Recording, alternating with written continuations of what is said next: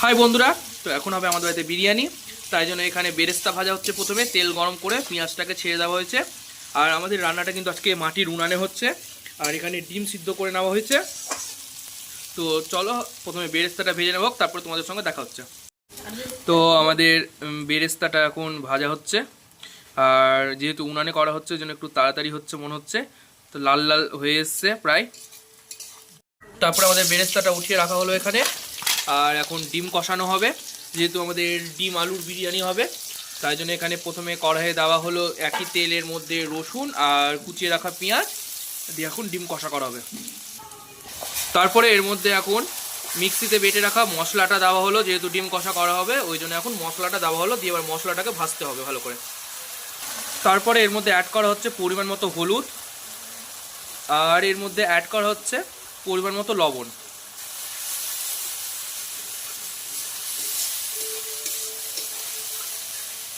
অনেকটা ভাজা ভাজা হয়ে এসছে। এবার এর মধ্যে অ্যাড করা হচ্ছে পরিমাণ মতো টক দই।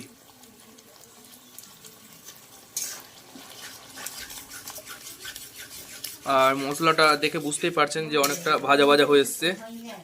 আর এই যে বাটিতে নিয়ে নিয়েছি দুধ। আপনারা দুধের বদলে জলও নিতে পারবেন। তো কাঁচা দুধের মধ্যে এই যে ফুড কালার, তো আমরা এখন ফুড কালারটা গুলে নিলাম।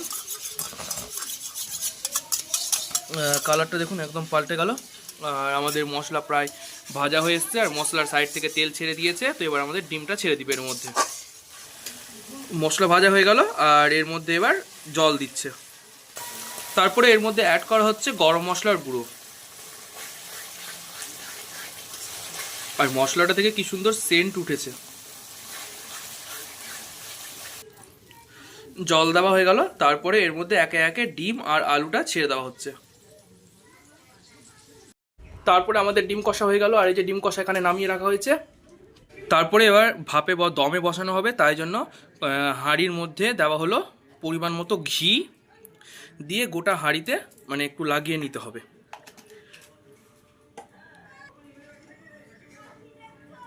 তো সুন্দর করে গোটা হাঁড়িতে লাগিয়ে নেওয়া হলো। তারপরে হাঁড়ির মধ্যে দেওয়া হলো প্রথমে ডিম দেওয়া হলো। তারপরে উপর থেকে দেওয়া হচ্ছে ভাত, মানে সাদা ভাত। আর ভাত সিদ্ধ করাটা আমি দেখাইনি, কারণ আমি তখন বাড়িতে ছিলাম না, তাই জন্য। তারপরে দেওয়া হচ্ছে উপর থেকে বেরেস্তা, যে বেরেস্তাটা ভেজে রাখা হয়েছিল। তারপরে দেওয়া হচ্ছে উপর থেকে বিরিয়ানি মশলা।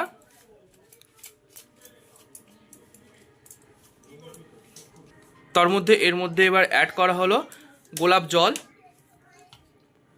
পরিমাণ মতো কেওড়া জল।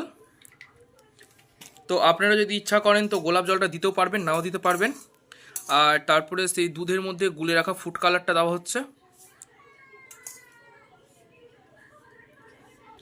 তারপরে আবার যে কটা ডিমটা ছিল, ডিম আলু কষাটা, সেটা দেওয়া হলো। তারপরে আবার উপর থেকে দেওয়া হচ্ছে ভাত। তারপরে উপর থেকে আবার দেওয়া হলো বেরেস্তা আর বিরিয়ানি মশলা আর ফুড কালারটা। তারপরে দেওয়া হলো গোলাপ জল, কেওড়া জল, একই রকম প্রসেসে দিয়ে তারপর এখানে হাঁড়িতে ঢাকনা দিল। আর উনানের আঁচটা কিন্তু মিডিয়ামে রাখতে হবে, খুব একটা আঁচ দিলে হবে না। আর তারপরে একটা ভারী জিনিস চাপিয়ে দিতে হবে উপরে। তো এই যে আমাদের বিরিয়ানি রেডি, আর খুব সুন্দর সেন্ট উঠে গেছে। আর নামিয়ে নেওয়া হলো। তো চলো এবার টেস্ট করে দেখি। তো টেস্ট করে তোমাদেরকে বলছি যে খেতে কেমন হয়েছিল। তারপরে থালাতে বের করে নিয়েছি খাবারটা। আর দুটো ডিম নিয়েছি, আলু নিয়েছি, আর এখানে স্যালাডের জন্য পেঁয়াজ নিয়েছি। তো চলো টেস্ট করে বলি যে কেমন হয়েছে। আর ডিমটা খুব সুন্দর লাগছে। তো এই মুখের মধ্যে দিলাম, খুব টেস্ট হয়েছে। আর আলুটাও কি সুন্দর সফটলি হয়ে সিদ্ধ হয়েছে একবারে। দারুণ হচ্ছে এক কথা। তো এরকম করেও আপনারা বাড়িতে বানিয়ে খাবেন, খুব টেস্টি।